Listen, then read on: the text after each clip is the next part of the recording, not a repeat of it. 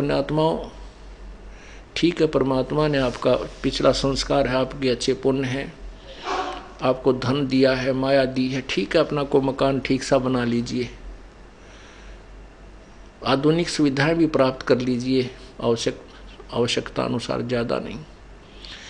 और एक गरीब व्यक्ति है जिसने केवल एक ही मकान मुश्किल से कमरा बना पाया है, एक रसोई मुश्किल से बनी हुई है, और एक ऐसा है कि जिसने 1 एकड़ में कोठी बना रखी है, और 2 और 3 4 मंजिल की भी, पता नहीं कितने मंजिलों की बना रखी है, लिफ्ट लगा रखी है, पता नहीं कितनी सुविधाएं उपलब्ध हैं। तो परमात्मा कहते हैं कि जो वो गरीब व्यक्ति जिसकी मकान की छत छान वो भी टूटी हुई हो, लेकिन वो भक्ति करता हो, वो परमात्मा को प्यारा है। और वो सुंदर महल में रहने वाला जो भक्ति नहीं करता, वो व्यक्ति अपना जीवन व्यर्थ कर रहा है।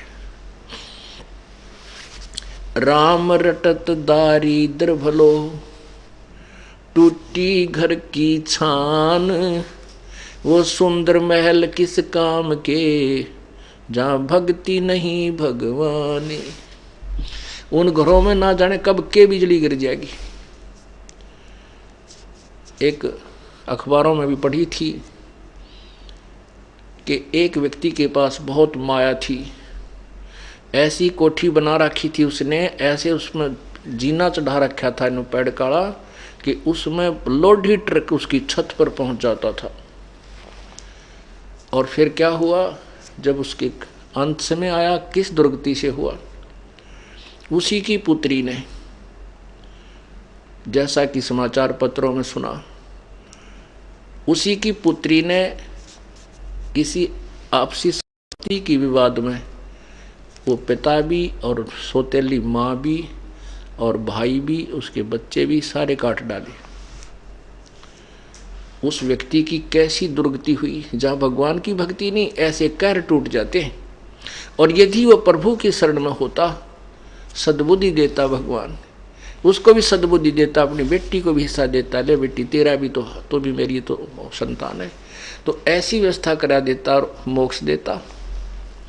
और भी बहुत से ऐसे प्रमाण हैं। बड़े बड़े जो सेठ थे, वो अपने ही हेलीकॉप्टर के अंदर क्रैश हो जाने से और वहाँ हार्ड खिंड गए। परमात्मा इन सब बातों को याद दिलाते हैं। ये नहीं कि हम ना मरेंगे या आप नहीं मरोगे, मरना सभी ने है, लेकिन जो भक्ति करके नहीं करता वो खाली जाता है सच्चे दरबार में, फिर उसका काला मुंह किया जाता है और 83 लाख योनियों में ठोक दिया जाता है। फिर परमात्मा हमें याद दिलाते हैं, राम रटत कन्या भली, साकट भलो न पूत, जैसे छेरी के गल में गलथना, जिसमें दूध न मूते। परमात्मा, जैसे हमारे समाज में एक विशेष पहले से कुछ ऐसी धारणा बनी हुई है कि हम पुत्र को महत्व ज़्यादा देते हैं और बेटियों को कम देते थे। अब तो बहुत परिवर्तन हो चुका है। वर्तमान में तो ऐसा विशेष नहीं रहा है। फिर भी जो भोले भाले हैं वो एकाधा वैसे किसी उलझन में उलझा हुआ नहीं, पहले बहुत ज़्यादा था ऐसा। तो उस समय परमात्मा कह रहे हैं कि भाई राम रटत कन्या भली, बेटी बहुत अच्छी हमें, वो बेटी अच्छी है जो भक्ति करती है, और वो साकट पुत्र, वो पुत्र भी जो साकट हो, वो हमें कति आवश्यकता नहीं। साकट एक तो नास्तिक होता है, नास्तिक वो होता है स्वयं भक्ति नहीं करता पर और किसी को बाधा नहीं करता। साकट वो होता है स्वयं भी भक्ति नहीं करे और कोई जैसे उससे संबंधित और उसके अंतर्गत उसके प्रेशर में जितने व्यक्ति हों उन्हें भक्ति ना करने दे, स्वयं भी नहीं करे और उनको भी किसी न किसी कारण से परेशान रखे ताकि वो भक्ति ना कर सके। उसको साकट कहते हैं, साकट संत लैंग्वेज में। तो क्या बताते हैं कि राम रटत कन्या भली और साकट भला ना पूत, जैसे बकरी के गल में गलथना, बकरी के गल में एक थन जैसी खालड़ा लटका करता है गले में, सतन थन जैसा ही होता है, लेकिन वो किसी यूज में नहीं आता, ना उसमें दूध होता, ना वो पेशाब के काम आता। कहने का भाव ये है कि परमात्मा कहते हैं वो बेटा तो उस बकरी के गल में जैसे वो गलथना लटके, व्यर्थ का वजन, बेमतलब का बोझ, तो वो बेटा जो भक्तिहीन प्राणी है, वो बेटा उस पिता के गले में एक व्यर्थ का बोझ है। और वो बेटी अच्छी है जो भगवान के चरणों में लगी हुई है। अब जो बेटी भगवान के चरणों में लगी है और परमात्मा की भक्ति कर रही है, उसका विवाह होगा, उसका जीवन सफर होगा, प्रारंभ होगा। परमात्मा अपनी बेटी के लिए आगे से आगे उसके दुखों का निवारण करेगा और माता पिता चैन से अपनी भक्ति कर लेंगे। तो कहते हैं वो माता पिता के लिए बोझ नहीं बनेगी वो बेटी जो भक्ति करती है, और जो साकट बेटा भक्ति नहीं करता वो तो एक सिर दर्द है, वो वजन है जैसे बकरी के गल में गलथना जिसमें दूध न मूत, अर्थात यूजलेस। परमात्मा कहते हैं बेटा जाया खुशी हुई बहुत बजाए थाल, ये तो आना जाना लगा हुआ है ज्यों कीड़ी का नाल। अब जैसे राजा लोगों के यहाँ, पैसे वालों के यहाँ पुत्र उत्पन्न होता था तो खुशी मनाते थे बाजे बैंड बजा के, और गरीब व्यक्ति ने पुत्र होने की खुशी मनाने का तरीका ढूंढ रखा कि थाली बजाया करते थे, ये थाल पीटा करते। तो जहाँ भी कहीं आसपास थाली की बजने की आवाज़ आती तो आसपास गौहंड के व्यक्ति समझ जाया करते कि उनके घर में बच्चा होने वाला था, तो उनको लड़का उत्पन्न हुआ है। ये थाली बजाना लड़का उत्पन्न होने की पहचान होती थी। तो परमात्मा कहते हैं बेटा जाया खुशी हुई बहुत बजाए थाल, ये तो आना जाना लगा हुआ है ज्यों कीड़ी का नाड़े। 1 लाख जा रहे हैं, 1.25 लाख जन्म लेने के लिए आ रहे हैं, 1 लाख मर के जा रहे हैं, 1.25 लाख जन्म उत्पत्ति के लिए भागे आ रहे हैं, अलग अलग माताओं के गर्भ में प्रवेश कर रहे हैं। अब परमात्मा याद दिलाते हैं झूठे सुख को सुख कहे मान रहा मन मोदे, ये सकल चबीना काल का कुछ मुख में कुछ गोदे।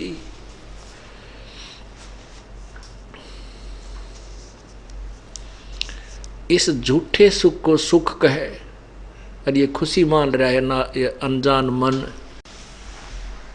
ये तो सकल चबीना, चबीना माने आहार, ये सकल चबीना काल का कुछ मुख में कुछ गोद। 1 लाख तो मुख में जा लिए आज, और बाकी जो बचे हुए इनको गोदी में, गोदी मीन उनको पाल पोस रहा है, उनको खिला रहा है, प्रसन्न कर रहा है, और फिर समय आने पर उनको भी खा जाएगा।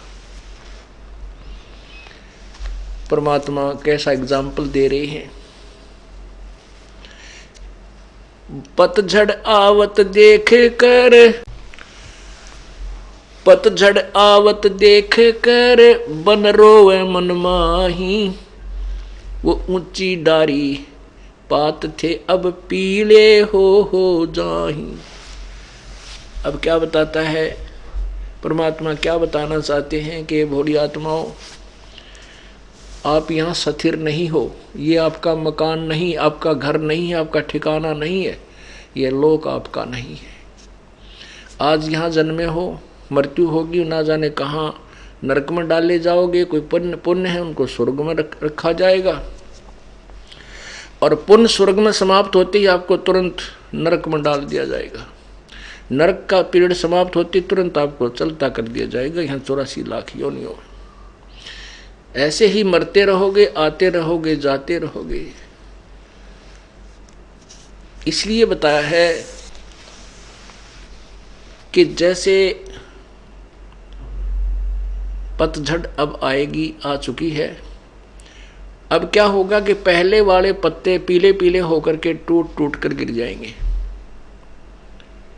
और तुरंत ही नई कोपल फूट आएंगी और कुछ दिनों में वो पत्ते का रूप धारण करके हवा में ऐसे लहला रही होंगी। और 1 वर्ष तक वो मस्ती मार लेंगी, फड़फड़ फड़फड़ कर लेंगे। 1 वर्ष के हो सकता बीच में टूट जाए, बीते तूफान आ जाए तो वृक्ष ही गिर जाए, वो तो अलग से है। लेकिन ज़्यादा से ज़्यादा उनकी आयु कहते हैं 1 वर्ष के बाद वो जो अब मस्ती मार रहे हैं वो पीले होकर गिर जाएंगे। ये आप जी को हमें समझाने के लिए प्रभु ये हमें एग्जाम्पल दे रहे हैं।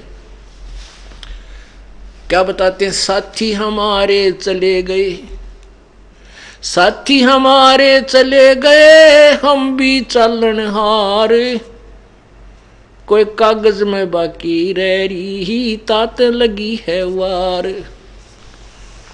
परमात्मा हमें बताते हैं कि आपके जो पहले कोई मित्र, रिश्तेदार, भाई बहन या माता पिता, दादा दादी आपके साथ रहा करते, वो चले गए। अब आप भी चलने वाले हो।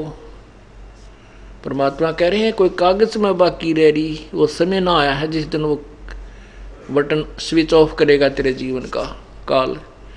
वो कागज में बाकी रह रही है, कोई समय शेष रह रहा है तेरा। जिस दिन वो आएगा तो भी सारे काम को, चाहे आप बस में हो, विदेश गए हो, किसी भी कारण से आपको वहीं का वहीं, आपका एक श्वास भी एक्स्ट्रा आपको नहीं मिल पाएगा।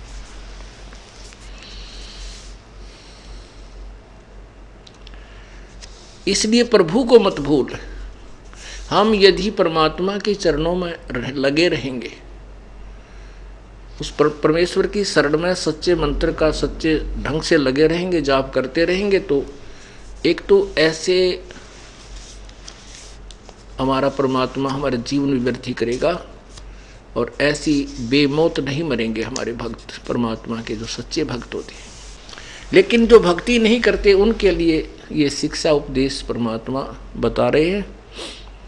तो क्या कहते हैं? साथी हमारे चले गए, हम भी चालनहार, कोई कागज में बाकी रह रही, तात लगी है वार। फिर देर को नहीं, जब ये शरीर छूट जाए, प्राण निकल जाएंगे, ये खोखा पड़ा रह जाएगा, कुल के लोग तुरंत इकट्ठे हो जाएंगे और न्यू कहेंगे भाई जल्दी ठाओ, जल्दी ठाओ, जल्दी करो।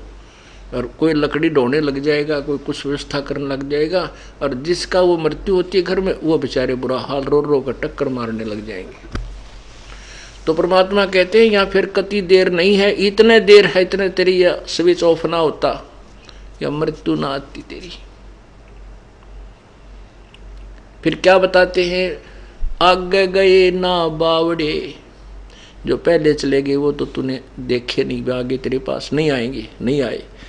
और रहते भी सब जाही, बिन साहिब की बंदगी की ठोर ठिकाना नहीं। पहले चले गए वो तो वापस नहीं आए, आपको वो जो के तुम उसी स्वरूप में नहीं मिले। वो वैसे तो आते रहेंगे 84 लाख योनियों में। पहले गए ना बावड़े, रहते भी सब जाही, बिन साहेब की बंदगी की ठोर ठिकाना नहीं। कबीर परमेश्वर की भक्ति बिना जीव की कहीं भी ठिकाना नहीं है। अब यहाँ मनुष्य जीवन में चाहे राजा बना है, मृत्यु जिस दिन समय आएगा वो राजा जो का तो हार्ट अटैक से या किसी अन्य कारणों से तुरंत मृत्यु को प्राप्त हो जाएगा। उसके बाद फिर नरक जाएगा या स्वर्ग जाएगा, जैसे उसके पुण्य होंगे तो वहाँ स्वर्ग गया, स्वर्ग में समय पूरा होती, ऐसे ही चला चली कर देंगे। चलो फिर नरक में फिर 84 लाख योनियों, कुत्ते की जुन्नी पाई, कुत्ता मृत्यु हो गया, फिर गधे की पाई, गधे में मृत्यु हुआ, आगे फिर और अन्य प्राणियों में। कहती हैं किते ठिकाना कौन। आज कोठी बनाई है, एक व्यक्ति एक शहर में बहुत बड़ी कोठी बनाई उसने मेन रोड के ऊपर, और उसमें एक मार्केट टाइप बिल्डिंग बनाई जिसमें सैकड़ों दुकान बनाई, और बना रहा था वो सैकड़ों दुकान। और उसका उद्देश्य था कि ये कम से कम भी 2-4 लाख रुपए डेली का मुझे लाभ देगी, इतना पैसा मेरे जो है ना कमाऊंगा। वो क्या कर रहा था कि आधी बिल्डिंग बन चुकी थी, आधी शेष थी, वहाँ मजदूर जो काम करते थे उनको पैसे दे करके वहीं पटड़ा गाल कर स्नान करने लग गया। गर्मियों के दिन थे, स्नान करके अपना जो है ना तैमंद धोती बांधी थी और बांधते ही हार्ट अटैक हो गया, वहीं का वहीं लुढ़क गया। वो मजदूर वहीं पर अपने कुछ नोट नाट गिनती कर रहे थे, वहीं बैठे थे, कुछ चले गए थे। 1 सेकंड में मृत्यु होगी और वो उसकी प्लान नो की नो रहेगी। तो परमात्मा हमें याद दिलाते हैं,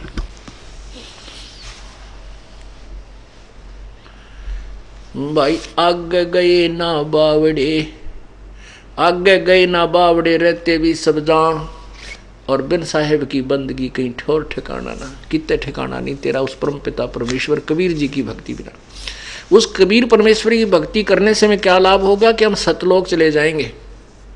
गीता जी अध्याय नंबर 15 के श्लोक नंबर 1 से 4 का एक विशेष विवरण है कि परमेश्वर उल्टा लटका हुआ संसार रूपी वृक्ष है।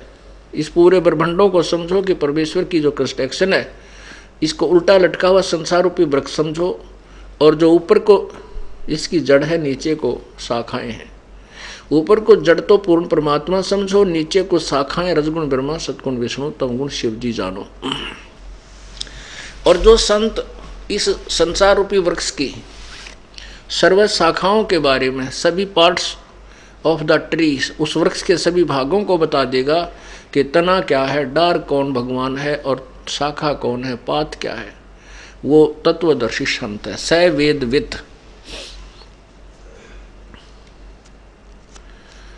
तो फिर कहा, जैसे गीता जी अध्याय नंबर 4 के श्लोक 34 में कहा है कि उस तत्व ज्ञान को जो पूर्ण परमात्मा ने स्वयं आकर वर्णन किया है। गीता जी अध्याय नंबर 4 के श्लोक नंबर 32 में कहा है कि जैसा कि मैंने तुझे बताया है अर्जुन, अध्याय नंबर 4 के 25 से लेकर और 31 तक, कि कोई तो भगवान की ऐसी साधना करता है, कोई देवताओं की अन्य देवताओं को पूजता है, कोई पितरों को पूजता है, कोई हठ योग करता है, कोई खड़ा होकर, कोई केवल प्राण अपान की वायु का अभ्यास करके, कोई अपनी ये प्राणायाम करके, इन्हीं को मोक्षदायक मानकर कर रहा है। लेकिन उस परमेश्वर के द्वारा बोले गए अपने मुखारविंद से तत्व ज्ञान में, उनकी वाणी में, उनके मुखारविंद से उच्चारित जो तत्व ज्ञान है, उसके अंदर ये सभी विस्तृत वर्णन दिया हुआ है। और गीता जी अध्याय नंबर 4 के 34 में कहा कि उस तत्व ज्ञान को जो परमात्मा ने स्वयं अपने मुख से बोला है, उस वाणी को तू तत्वदर्शी संतों से के पास जाकर समझ, उनको दंडवत प्रणाम कर। गीता ज्ञान दाता कहता है मैं नहीं जानता उसको, नहीं तो वो जानता होता लिख ही देता है, सारे इतनी 18 अध्याय लिखे हैं, 4 लाइन और लिख देता, 4 श्लोक और लिख देता कि ऐसा है, ऐसा लिख, ऐसा कर। तो वो कहता है कि उस तत्व ज्ञान को किसी तत्वदर्शी संतों के पास जाकर समझ, जो गीता ज्ञान से अलग है, भिन्न है। और जैसा फिर वो तत्वदर्शी संत तुझे मार्गदर्शन करे ऐसा कर। उस फिर बताया गीता जी अध्याय नंबर 1 में लिखा कि वो तत्वदर्शी संत की पहचान क्या होगी, इस उल्टे लटके संसार रूपी वृक्ष को वो भिन्न भिन्न पार्ट सहित बताएगा। अब फिर देखिएगा, क्योंकि पवित्र सदग्रंथों को पढ़ने से, सुनने से ज्ञान यज्ञ का फल मिलता है। और गीता जी अध्याय नंबर 4 के श्लोक नंबर 33 में कहा है कि दर्व यज्ञ से ज्ञान यज्ञ श्रेष्ठ है। तो ये ज्ञान यज्ञ जब हमारे समझ में आ जाएगी, तत्व ज्ञान समझ में आ जाएगा, फिर हम भ्रमित नहीं हो सकते। इसलिए हमने इस तत्व ज्ञान को रह कर सुनना और पढ़ना होगा, ताकि हमारा जो भ्रम अंधेरा है वो पूर्ण रूप से नष्ट हो जाए।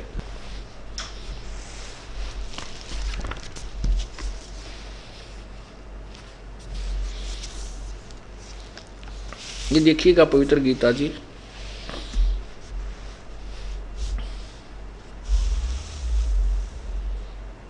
जयदयाल गोविंद का द्वारा इसका अनुवाद है, गीता प्रेस गोरखपुर से प्रकाशित है।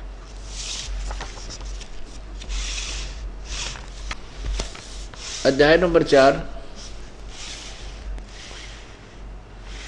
और श्लोक नंबर यहाँ 25 से प्रारंभ करते हैं। अब क्या बता रहा गीता ज्ञानदाता कि दूसरे योगी जन यानी साधक देवताओं की पूजन रूप यज्ञ का भली भांति अनुष्ठान किया करते हैं। अब यज्ञ माने देवताओं की, यज्ञ का माने पूजा का, यज्ञ माने पूजा, धार्मिक अनुष्ठान। कुछ तो देवताओं की पूजा क्या करते हैं, अन्य योगी जन ब्रह्मग्नौ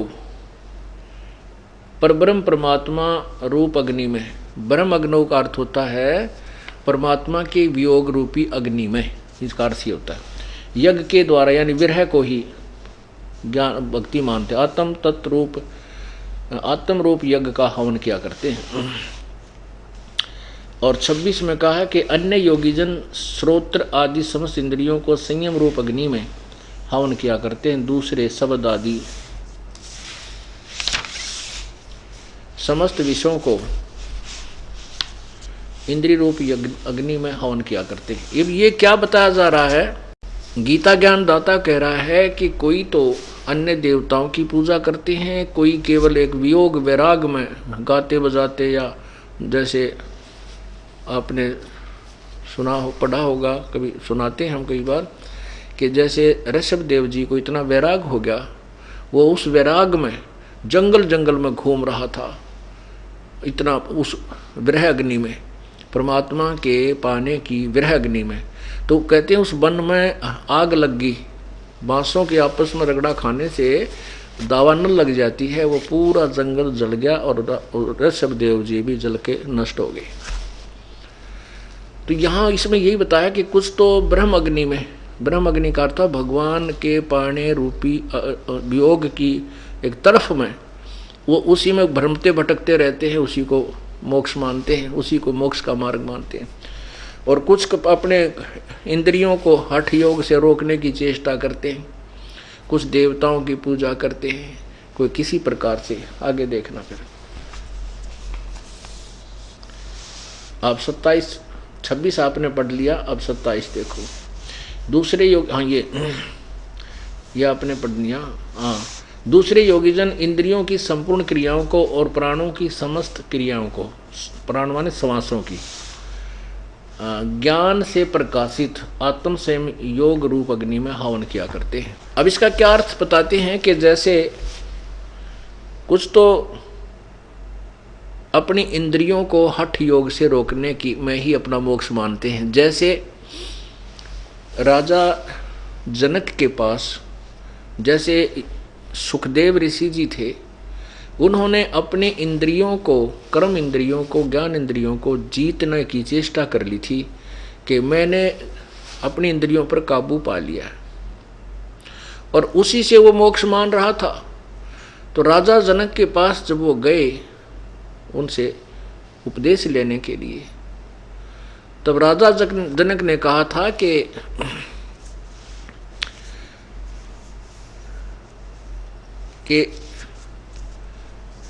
जनक के पुता ना, उसके व्यास के पुत्र, आपने इन इंद्रियों को रोक तो लिया, लेकिन अस्थायी तौर से, ये ना तो किसी की रुकी आज तक।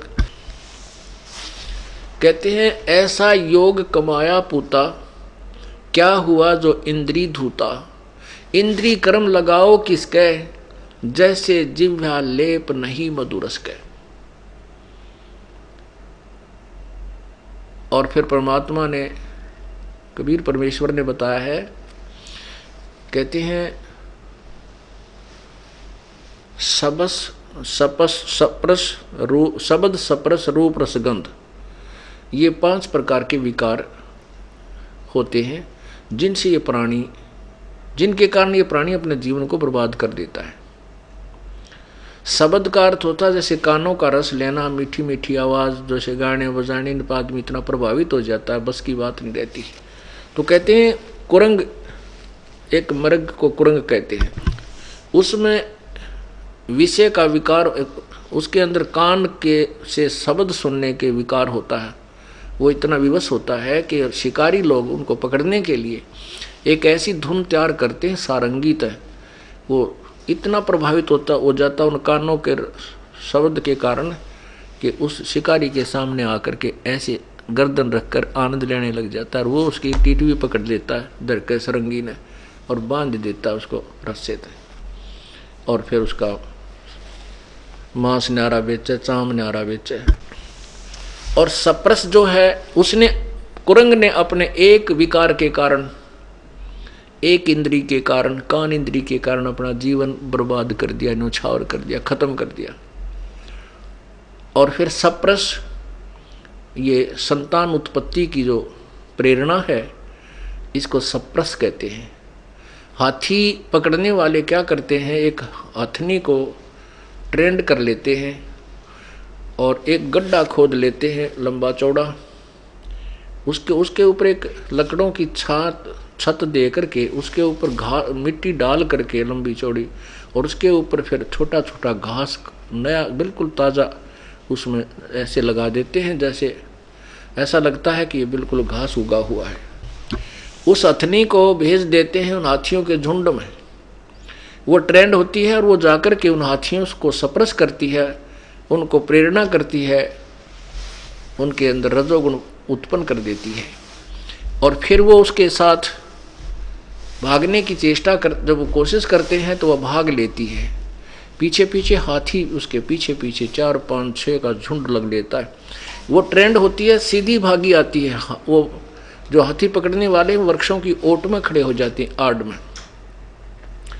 वो हथनी एक बार तो सीधी भागी आती है, हाथी उसके पीछे पीछे भाग रहे होते हैं, वो एकदम साइड काट के और फिर ऐसे ऐसे घूमकर नो भाग लेती है, ऐसे फिर सीधी भाग लेती है। हाथी फिर सीधे ही भागे आ जाते हैं, वो अंधे हो जाते हैं, नहीं देखते आगे क्या है, नहीं तो हाथी सूंघ सूंघ के कदम रखता है, तो एकदम वो उन गड्ढे में आकर गिर जाते हैं जो वो लकड़ी से छत दे रखी थी, और वहाँ रो चंगाड़ मारे, बुरा हाल करे। फिर उसके अंदर उसको हाथी पकड़ने वाले फिर ऊपर से उनका भाले ठोक के खूब उनको नचा के कुदा के भूखे रख के, जो वो कति ऐसे हो जाते हैं तब उनको पकड़ के बाहर और नगर नगर गांव गांव में उनकी दुर्गति करते हैं, उनसे फिर भीख मांगते हैं उनके ऊपर बैठ के। एक सप्रस के कारण, एक रजोगुण के कारण, सप्रस जो एक इंद्री का रस के कारण, उसने प्रजनन इंद्री के कारण के रस उसके कारण उसने अपना जीवन खो दिया। रूप, ये जो पतंग होते हैं, छोटे छोटे जो पतंगे, छोटे छोटे जीव होते हैं, ये दीपक के ऊपर या हाइलोजन जल रही है उसके ऊपर ऐसे भाग कर चिपक जाते हैं, उनके बस की बात नहीं, वो रूप के ऊपर आसक्त होते हैं और उससे वो जल करके नष्ट हो जाते हैं। रस, जीव के स्वाद, जिह्वा इंद्री के कारण एक मछली जो अपना जीवन बर्बाद कर देती है, क्योंकि मछली पकड़ने वाले एक कांटे में लोहे के घुंडी वाला तार होता है, उसके अंदर एक मांस का टुकड़ा फंसा के और एक धागे से वो कुंडा बांध कर कांटा और जल में डाल देते हैं, और वो मछली भाग कर उसको पकड़ लेती है। पकड़ते ही वो कांटा उसके हलक में गड़ गया, अंदर जो है ना उसके मुख के अंदर फंस जाता है, और वो झटका देते हैं और ज़्यादा गड़ जाता है, बाहर पटक मारे, और वो मछली ने उस एक अपने जिह्वा स्वाद के लिए इंद्री के कारण अपना जीवन खो दिया।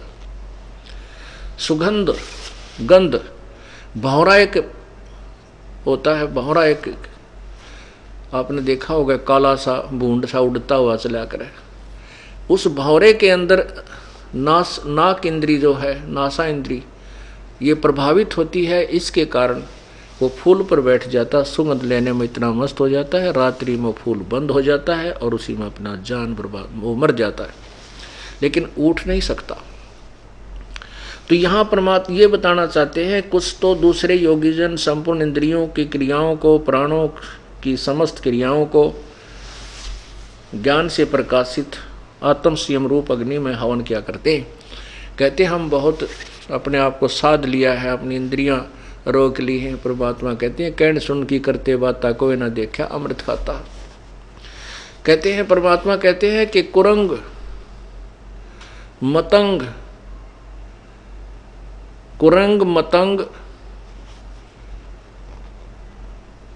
सरंग और भरंगा इंद्री एक ठग्यो तिस अंगा। होय होय।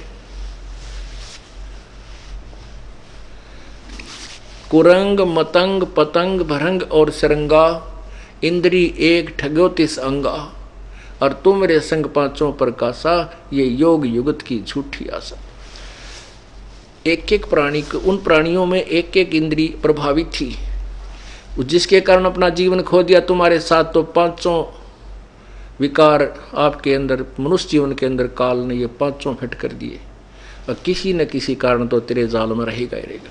तो यहां परमात्मा कहते हैं तुम रे संग ये पांचों प्रभावित हैं, तो योग युगत की झूठी आशा। तो यहाँ ये बताना चाहते हैं कि कोई तो ऐसी साधना को उत्तम मोक्षदायक मान जानता है, कोई इसको मोक्षदायक जानता है, उसको मोक्षदायक जानकर ही करता रहता है। कहते हैं आगे बताएंगे कि वो तो इनके विषय में और विस्तृत ज्ञान तत्वदर्शी संत, वो परमात्मा ने आकर ही अपने मुखारविंद से बताया हुआ होता है, वो तत्व ज्ञान है। अब देखिएगा अध्याय नंबर 4 चल रहा है। आपने 27 सुना। दूसरे योगीजन इंद्रियों की संपूर्ण क्रियाओं को और प्राणों यानी समस्त क्रियाओं को ज्ञान से प्रकाशित, यानी अपनी सूझबूझ तनु का हमने संयम कर लिया, आत्म संयम योग रूप अग्नि में हवन करते हैं। 28 में देखो, कई पुरुष द्रव्य यज्ञ संबंधी यज्ञ करने वाले हैं, यानी भंडारे भंडूरे करते रहते हैं। तपस्या करने वाले ही, कितने ही अन्य जो तपस्या रूप यज्ञ करने वाले जो तप करते हैं, हठ योग करके, खड़े होकर, बैठकर, जो पानी में कहीं कहीं, तथा कि दूसरे कितने ही योग रूप यज्ञ को हवन करते हैं। कुछ योग ही करते हैं, जैसे योगासन जिनको कहते हैं, करते हैं। कितने ही करते, कितने ही अहिंसावादी तीक्ष्ण व्रतों से युक्त यत्नशील पुरुष स्वाध्याय रूप यज्ञ, ज्ञान यज्ञ करने वाले हैं। अब देखो, कहते कुछ तो बेचारे इसे जबरदस्त इतना तप, इतना भयंकर जो है ना कष्ट सहन करते हैं, तीक्ष्ण, जैसे आपने जैनी साधु देखे होंगे, पैरां तर नंगे, मुंह पर पट्टी बांध लेंगे, कहती है इसी को मोक्ष मानते हैं। कहते नावा भी कोई ना कदे, कुछ ऐसे हैं जैनियों में कि स्नान भी नहीं करना है, स्नान करने तो जीव मर जाएंगे। अरे तेरा बोला पैदल चालो फिर कितना मार दो तुम, मतलब अब बिना ज्ञान के, बगैर तत्व ज्ञान के ऐसे कहते हैं। सभी अपनी अपनी साधनाएं ऐसी ऐसी कर रहे हैं। कुछ स्वाध्याय, जैसे किसी ने बता रखा गीता जी का एक पाठ डेली कर लिया करो, एक अध्याय, ओहो बेड़ा पार हो जाए। कहते इस स्वाध्याय से ही कोई मोक्ष मानते हैं? नहीं। अब कहते हैं इस सारे तत्व, इस सभी के विषय में तत्व ज्ञान से निर्णय होगा। वो परमात्मा ने स्वयं अपने मुखारविंद से बोला हुआ है। ये इसका, ये इस पवित्र गीता जी के ज्ञान को हमने इस तरीके से समझना है, जो इसका वास्तविक लाभ हमें मिलेगा। अब देखना अध्याय नंबर 4 का आपने ये 28 तक सुन लिया। अब 29-30, दूसरे कितने ही योगीजन अपान वायु में प्राण वायु को हवन करते हैं, वैसे ही अन्य योगीजन प्राण वायु में अपान वायु को हवन करते हैं। अन्य कितने ही नियमित आहार, यानी कुछ कम आहार करने वाले प्राणायाम प्रायण पुरुष प्राण और अपान की गति को रोककर प्राणों को प्राणों में ही हवन किया करते हैं। ये सभी साधक यज्ञों द्वारा पापों का नाश करने वाले यज्ञ को जानने वाले हैं। इसका वास्तविक अर्थ ये है कि ये जो साधना कर रहे हैं ना, जैसी भी, वो सभी इन सभी अपनी क्रियाओं को पाप नाशक ही मानकर करते हैं कि हम अपनी क्योंकि पाप नाश होए बिना कल्याण नहीं हो सकता। तो ये कहते हैं ये सभी जो क्रियाएं कर रहे हैं ये अपनी अपनी क्रिया को जो करते हैं ऐसे वो पाप नाशक जानने वाले हैं, यानी उनको पाप नाशक जानते हैं।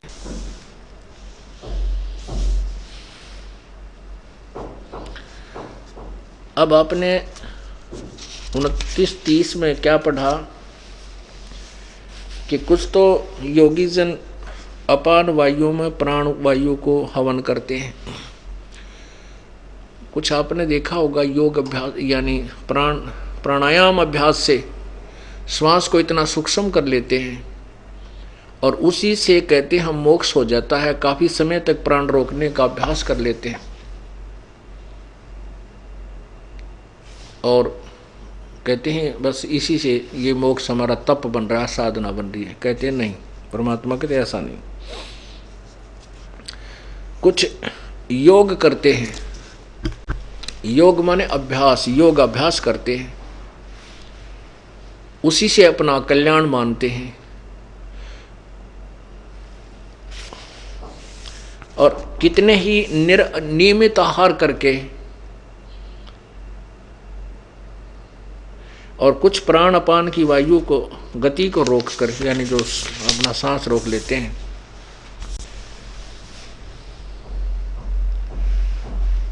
आगे बताया है कि ये वैसे तो सभी समझते हैं कि हम जो साधना कर रहे हैं वो पापनाशक, उनको पापनाशक ही जानते हैं। आगे बताया है कि हे कृष्ण, हे कुरुश्रेष्ठ अर्जुन, ये देखिएगा 31 फिर पढ़िए। हे कुरुश्रेष्ठ अर्जुन, यज्ञ से बचे हुए अमृत का अनुभव करने वाले योगीजन सनातन ब्रह्म सनातन ब्रह्म परमात्मा को प्राप्त होते हैं। यज्ञ से बचे हुए अमृत का अनुभव करने वाले, यज्ञ न करने वाले पुरुषों के लिए तो यह मनुष्य लोक भी सुखदायक नहीं है, तो फिर परलोक कैसे हो सकता है, सुखदायक हो सकता है। अब इस पॉइंट को समझने के लिए कि सनातन परब्रह्म परमात्मा को प्राप्त होते हैं कौन? यज्ञ से बचे हुए अमृत का अनुभव करने वाले। अब पुण्यात्मा, गीता जी अध्याय नंबर 3 के श्लोक नंबर 10 से लेकर के 15 तक विवरण दिया है कि प्रजापति ने, परमात्मा ने सबसे पहले प्रजा रचकर उनको कहा था तुम यज्ञ किया करो और कहा था तुम यज्ञ करके उन्नति को प्राप्त करो और तुम यज्ञ के द्वारा देवताओं को बढ़ाओ और वो उन्नत हुए हैं देवता तुम्हें बिना मांगे ही लाभ दिया करेंगे। फिर आगे बताया है कि अध्याय नंबर 3 के ही श्लोक नंबर 14-15 में उसमें क्या बताया कि सभी प्राणियों की उत्पत्ति अन्न से होती है, अन्न वर्षा से होता है और वर्षा यज्ञ से होती है, धार्मिक अनुष्ठानों से होती है। यज्ञ जैसे यहाँ 5 यज्ञ चलती हैं, इनसे सृष्टि का बैलेंस बना रहता है। वर्षा यज्ञ से होती है, यज्ञ शास्त्र अनुकूल भक्ति कर्म से होते हैं और यज्ञ यानी कर्म ब्रह्म ने लगाए। ब्रह्म इस काल के लोक में हम आए तो हमने काम करना पड़ा और ये अनुष्ठान करके अपना टाइम पास, इसे कुछ राहत लेकर के अपना गुजारा करते। लेकिन हम सतलोक में चले जाते हैं, वह नैस कर्म में हमें सिद्धि प्राप्त हो जाती है, वहाँ काम नहीं करना होता। लेकिन यहाँ हम आए काल के लोक में तो हमारे कर्म लगे, ये कर्म लगाए काल ने, ब्रह्म ने, और इस काल ब्रह्म की उत्पत्ति हुई उस परम अक्षर ब्रह्म से, यानी अक्षर ब्रह्म से, परम अक्षर ब्रह्म से, पूर्ण परमात्मा से। और वो पूर्ण परमात्मा सर्वगतम ब्रह्म, वो पूर्ण परमात्मा सर्वव्यापक वासुदेव पूर्ण परमात्मा ही यज्ञों में प्रतिष्ठित है। यज्ञों में यानी उस पूर्ण परमात्मा को इष्ट मानकर जो साधना करते हैं वो उसको प्रतिष्ठित रख करके कि कबीर परमेश्वर ये पूर्ण परमात्मा के प्रति को इष्ट मानकर, तो फिर उससे जो लाभ होता है वो सभी वो पूर्ण लाभ प्राप्त होता है, वो वास्तविक यज्ञ है। अब देखना, अब गीता जी अध्याय नंबर 4 के श्लोक नंबर 31 में कहा कि यज्ञ से बचे हुए अमृत का जो अनुभव करते हैं। अब तीसरे अध्याय का आप देखिएगा, ये 3 श्लोक आपको 4-5 श्लोक पढ़ाएंगे क्योंकि तीसरे से कंटिन्यू आ रहा है ये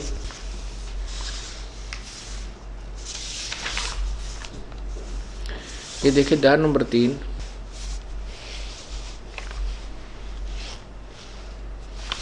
और यहां से 10 नंबर श्लोक से शुरू करते हैं।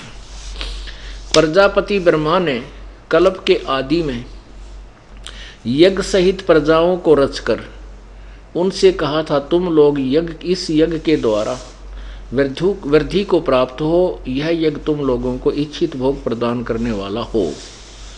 अब 11वें में कहा है कि इस यज्ञ के द्वारा देवताओं को उन्नत करो और वो देवता तुम लोगों को उन्नत करें। इस प्रकार निस्वार्थ भाव से एक दूसरे को उन्नत करते हुए तुम लोग परम कल्याण को प्राप्त हो जाओगे।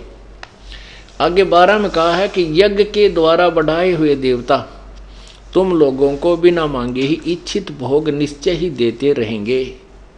इस प्रकार उन देवताओं द्वारा दिए हुए भोगों को जो पुरुष उनके बिना दिए स्वयं ही भोगता वो तो चोर ही है।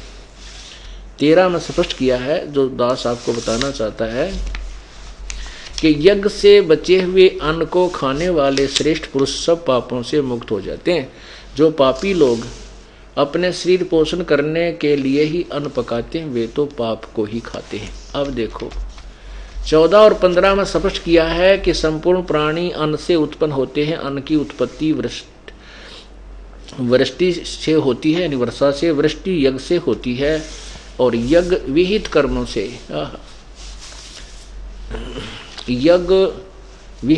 से उत्पन्न होते हैं। और कर्म समुदाय को तू ब्रह्मो उद्भवम, वे इन अर्थ कर दिया वेद से उत्पन्न नहीं, ब्रह्म माने इस ब्रह्म काल से उत्पन्न और वेद को और ब्रह्म को इस काल को अविनाशी परमात्मा से उत्पन्न हुआ जान। इन्होंने ब्रह्म का अर्थ वेद किया जो बिल्कुल गलत है, कहीं नहीं हो सकता वेद का ब्रह्म का अर्थ वेद। ब्रह्म परमात्मा को कहते हैं और ब्रह्म परमात्मा को कहते हैं और वेद परमात्मा का संविधान है। तो ऐसे एक राजा का विधान है, संविधान है। तो राजा को संविधान अर्थ नहीं किया जा सकता। यदि कोई राजा का अर्थ संविधान अर्थ करता है तो अपरिचित व्यक्ति है, वो अज्ञानी है। ऐसे ब्रह्म प्रभु है और वेद तो प्रभु का विधान है, प्रभु की वाणी है। परमात्मा अलग है और वेदों में परमात्मा के विषय में जानकारी है, वेद परमात्मा नहीं है। तो यहाँ कहने का भाव है कि इन्होंने अर्थ इसलिए गलत कर दिया कि तत्व ज्ञान से अपरिचित थे। तो यहाँ लिखा है कि ब्रह्म की उत्पत्ति वेदों अक्षर पुरुष से हुई, अक्षर से हुई है, अक्षर पुरुष। ये देखो कर्म समुदाय को तू यहाँ करो वेद से, ब्रह्म से उत्पन्न, यानी क्योंकि काल के लोक में आए तुमने कर्म करके खाना पड़ा। सतलोक में कोई कर्म से नहीं बल्कि परमात्मा की तरफ से हमें सब वस्तु मिलती है। तो ब्रह्म की उत्पत्ति, ब्रह्म यहाँ ब्रह्म लिखना था, काल अविनाशी परमात्मा से, अक्षर सम उद्भवम, अविनाशी परमात्मा से उत्पन्न हुआ जान। इससे सिद्ध होता है कि सर्वव्यापी सर्वगतम ब्रह्म, सर्वव्यापी परम अक्षर परमात्मा सदा ही यज्ञों में प्रतिष्ठित है। ये परम अक्षर परमात्मा, यानी परम अक्षर ब्रह्म कहो, परमात्मा को परम अक्षर ब्रह्म ही यज्ञों में प्रतिष्ठित है। क्या मतलब हुआ कि जो अब ये समझना, इसको समझने के लिए आपको बार बार ये क्लास समझाया जाएगा आप स्टूडेंट हैं, आप परमात्मा के प्राप्ति वाले विद्यालय, स्कूल, कॉलेज के यानी विश्वविद्यालय के विद्यार्थी हो। आपको रह कर ये चैप्टर रह कर ये क्लियर करना पड़ेगा दास को, कि ताकि आप स्वयं तो भक्ति करोगे ही और साथ में अन्य भोली आत्माओं को भी समझा करके इस दास के पास ला करके उनका कल्याण करवाओगे, इस स्कूल में उनको भी प्रवेश दिलवाओगे।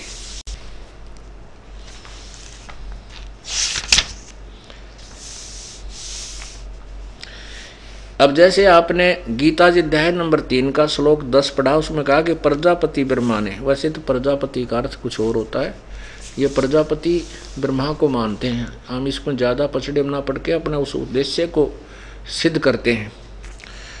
कल्प के आदि में यज्ञ सहित प्रजाओं को रचकर, यानी सब यज्ञों को अनुष्ठानों के विषय में भी बताया था और साथ में प्रजा की रचना की।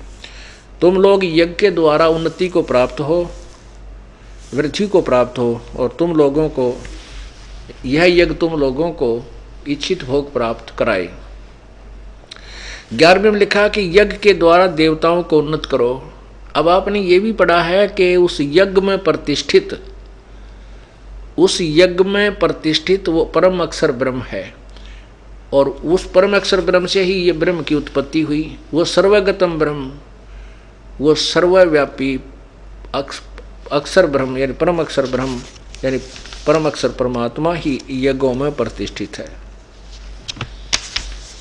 अब यहाँ देखिएगा कि जैसे हमने एक भक्ति रूपी पौधा लगाना है, तो ये है पूर्ण परमात्मा रूपी मूल। जैसा हमने प्रारंभ किया था, इसको कहाँ से हमने प्रारंभ किया था? 15वें गीता जी अध्याय नंबर 15 के श्लोक नंबर 1 से 4। हम इसको समझाना के लिए आपको विस्तृत विवरण बता रहे हैं कि ये एक उल्टा लटका संसार रूपी वृक्ष है, जो जमीन से बाहर दिखाई देता उसको हम पेड़ बोलते हैं, वृक्ष कहते हैं। और इसका ये तना मोटा तना कहलाता है, ये हिस्सा, ये पार्ट जो है ये मोटी डार कहलाती है, फिर आगे शाखाएं कहलाई जाती हैं, ये पत्ते हैं। तो इसमें बताया गीता जी अध्याय नंबर 1 में कहा कि ऊर्ध्व मूलम अधः शाखम, ऊपर को मूल वाला और नीचे को शाखाओं वाला।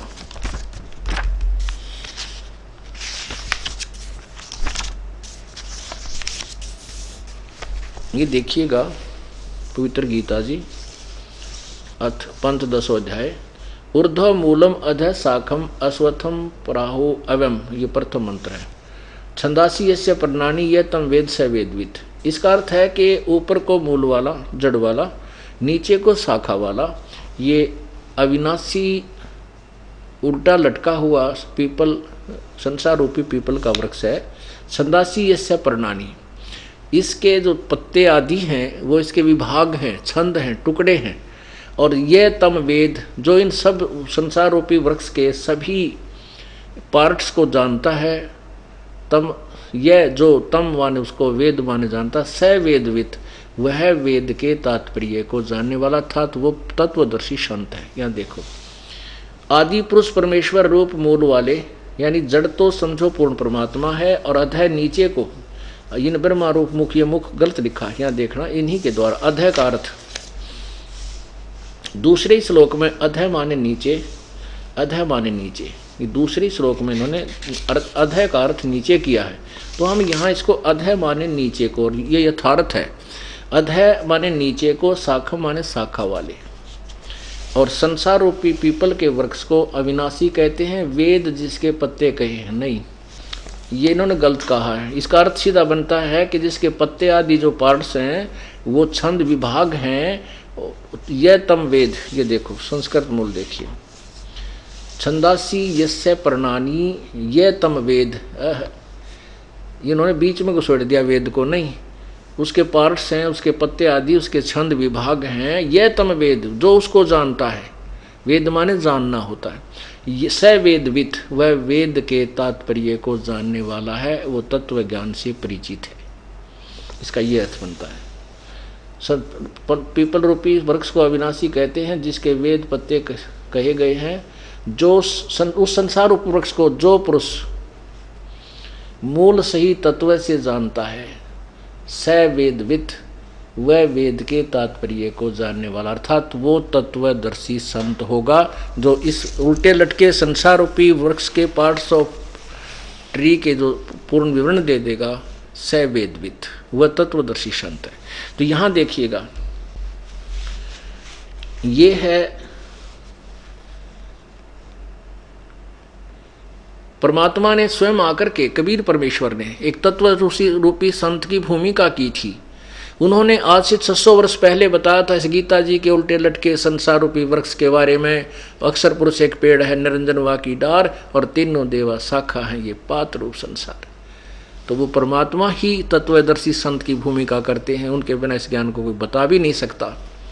अब यहाँ देखो न्यारे न्यारे पार्ट्स। अक्षर पुरुष एक पेड़ है, जो बाहर दिखाई देता उसको अक्षर पुरुष कहते हैं। पेड़ दिखाई, उसका अक्षर पुरुष ये पेड़ है, यानी तने से संबंधित होता है। तो ये तना तो अक्षर पुरुष यानी क्षर पुरुष है, ये अक्षर पुरुष है, ये परब्रह्म है। इससे एक मोटी डार निकली, ये ब्रह्म ज्योति निरंजन है, ब्रह्मा विष्णु महेश का पिता है। इस ब्रह्मा विष्णु यानी क्षर पुरुष से, ब्रह्म से आगे रजगुण ब्रह्मा, सतगुण विष्णु, तमगुण शिव जी रूपी शाखा है, और हम इससे आगे पात रूप में हम हैं, संसार रूपी ये पत्ते हैं। अब ये जड़ जो है ये मूल है, ये परम अक्षर ब्रह्म है, पूर्ण परमात्मा है। अब यहां पूर्ण परमात्मा से ही आहार चलता है इस वृक्ष को, तने में आया, तना से डार में यानी परब्रह्म में, परब्रह्म से ब्रह्म में, ब्रह्म से ब्रह्मा विष्णु महेश रूपी शाखाओं में, और फिर इन हमारे पास पहुंचा। अब हमने ये समझना है कि जैसे इसमें बताया है कि तुम देवताओं को उन्नत करो, और वो बढ़े हुए देवता तुम्हें उन्नत करे, और साथ में ये भी कहा कि उस परम सर्वगतम ब्रह्म को यज्ञों में प्रतिष्ठित है, उसी की पूजा करोगे तो तुम्हारे शुभ संस्कार बनेंगे, तुम्हें यथार्थ भक्ति लाभ मिलेगा।